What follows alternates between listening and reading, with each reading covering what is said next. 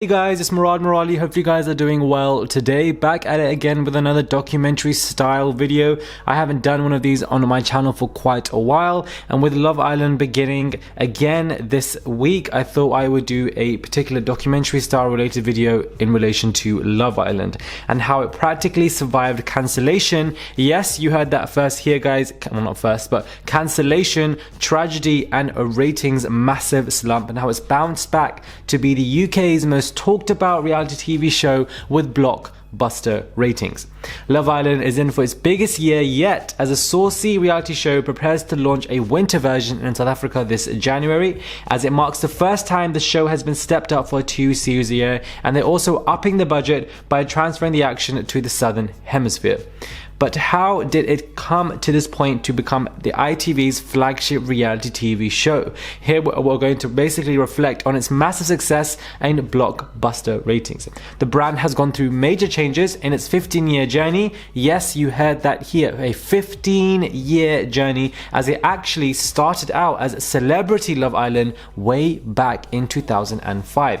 At the beginning, the show was set in not Mallorca, not South Africa, but actually in Fiji, hosted by Kelly Brook and Patrick Hilty, and featured a bunch of faded stars being put in a villa to find love. The first show launched in the summer of 2006 and featured names including Callum Bess, Paul Danon, Rebecca Luz. Ratings weren't that great, but the show still returned for a second run, with Fern Cotton taking over from host Kelly Brook and 2005 winner James Middlemiss launching a spin-off, Aftersun. The show dropped celebrity from the title and became the first series to include non-celebrities, bringing in models and socialites to mingle with the famous faces. Well, that obviously hasn't changed still to this day. Even though it was the first step towards the Love Island we all know and love, it didn't actually take off and lost out to Big Brother continuously in the ratings, therefore leading the show to be cancelled in late 2006. Fans had to almost wait an entire decade for the show to return, but their patience was rewarded when, as TV bosses announced, Love Island will be returning in 2015. Kelly Brook and Patrick Hilty hosted the first ever series of Love Island, and Callum Best was among the stars of the first ever series of Love Island back in 2005. Producers gave the show a radical overhaul, ditching the celebrities and replacing them with real men and real women looking for love. Caroline Flack here took over as host, and the action was set in sunny Mallorca. So here she began her role as a Love Island host way back in 2015. This was the first series featuring the format that came to be so well known, as the contestants went through recouplings and dumpings. The first series was won by Jess Hayes and Max Morley, and was brought back for a second series a year later, which was won by Cara De La Hoyd and Nathan Massey. The earlier incarnation of the show were much raunchier and featured more bedroom scenes, swearing and bad language. There was even plenty of controversy outside the villa, as 2016 Zara Holland, the reigning Miss Great Britain, was sensationally stripped of her title for having sex on TV. There's also more drama with explosive arguments between the contestants, many of which had to be broken up by security guards, so people obviously got far more physical as well. However, there seemed to be a subtle shift. Over the last 2 years, as in 2018, Jack Fincham and Danny Dyer became the first couple to win the show without having sex on camera. That series had been the cleanest yet, as producers seemed to go out their way to give the show a shiny new look, as smoking was completely banned and a lot of the more fruit chats appeared to have been left out. The clean-cut couple who won seemed a world away from 2017 winners Amber Davies and Kem, whose raunchy antics kept the viewers definitely entertained.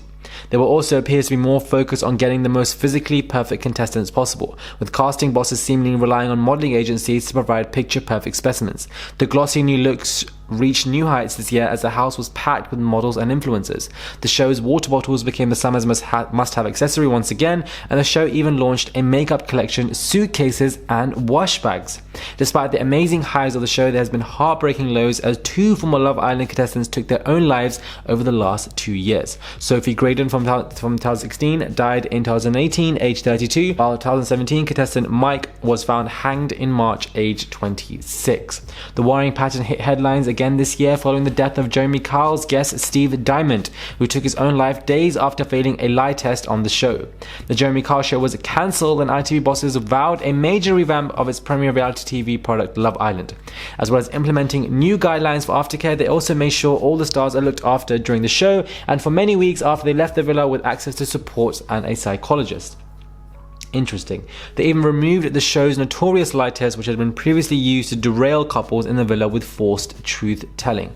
The show now returns in January for its new winter edition and is likely to be much bigger, shinier and more picture-perfect than ever. A change of setting, a whole new villa may be jarring for diehard fans, but it's unlikely to stop this juggernaut of a show on its way to total ratings domination. So the progression of the show and where it was to where it has now been taken to is ridiculously crazy and shows how formidable the show has actually become. It started in 2005, it had numerous amount of hosts and then got cancelled because obviously, you know, the ratings were very low and Big Brother kept on beating it, and now look how the tables have been completely flipped. Big Brother has been cancelled and Love Island has been renewed for new seasons, and basically how it has survived the tragedies of some contestants, how it has survived being cancelled, how it has survived the rating slump, and now we'll see if it survives the host replacement and how it's continued to be so good.